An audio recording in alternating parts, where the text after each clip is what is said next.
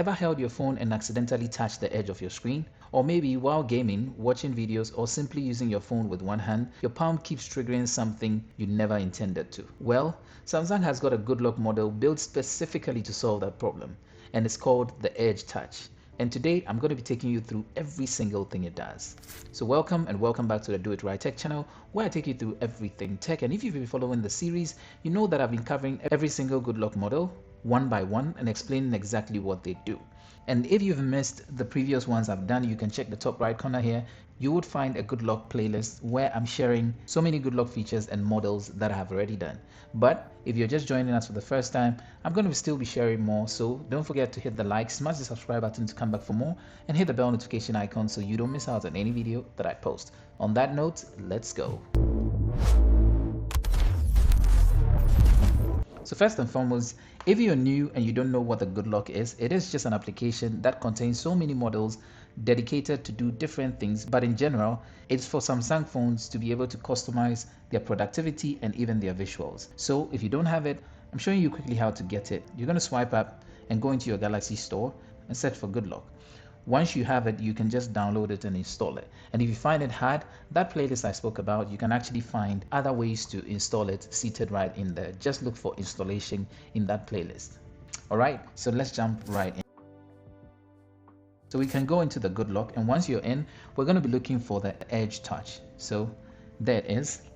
Once we are here, you can see first thing, there is a preset right here, which is optimized. For you to understand this better, there are two things you should note. As you look down here, you can see a green and a yellow. These stand for areas of your phone which we are trying to play with. There are two zones. To better understand this, we're just going to come into sensitive zone and tap on that. As you can see here, we've got the yellow and the green. So both of them are called sensitive zones, and there are two zones we'll talk about. We have what we call the block zone, which is the yellow one. So when you tap on edit, for example, you're able to play around with the block zone. What is the block zone? The block zone is exactly what the name suggests.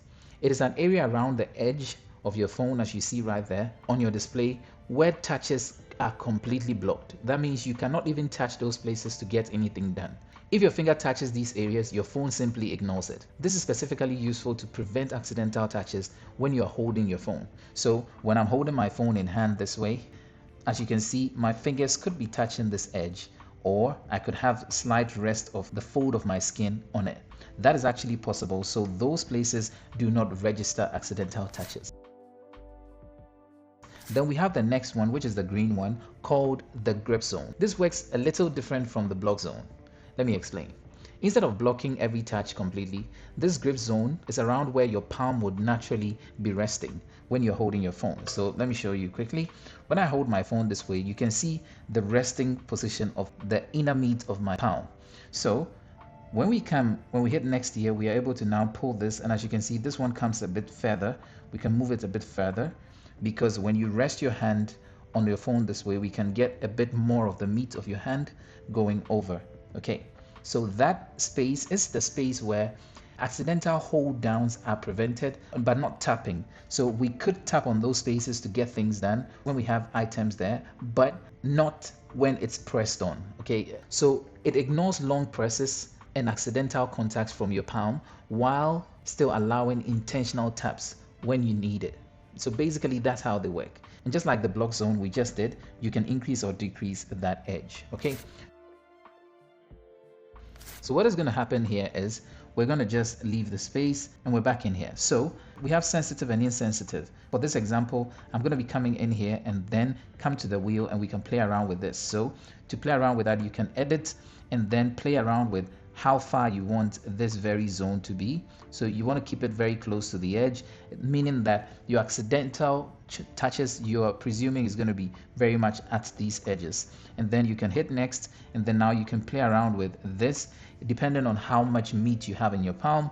And so you can play around with this, and if I keep mine around just that area, it's good for me. I'm going to hit next, and once I've hit that, it's now going to work with accidental blocks that are on the landscape side, because when you're holding on to your phone, you often would hold on to it like this during landscape. Sometimes we hold on to it like this during gameplays, so your hand could actually hit that space. So basically that's how it operates. So we hit next, and then we are also now able to play with the grip zone. So here we are playing with both the two zones that we've spoken about, and you hit done, and now you're able to change the name, store it the way that you want it.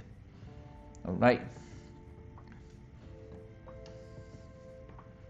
And basically that's everything that comes inside that space. One thing to note also is when we come to edit it, the block zone, you should note that once you're holding onto it, it's kept around where your hands would often naturally rest. So you're able to bring it higher the way you want it, like that. Okay, you're able to control it depending on how your hands are.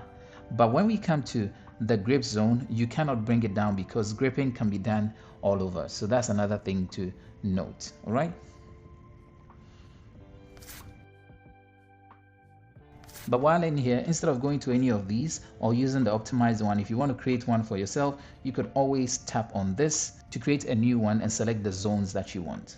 By just tapping on this, aligning it how you want to align it, tapping on this, aligning it where you want to align it, hitting on next, playing around with this, next, playing around with that, done, giving it a name.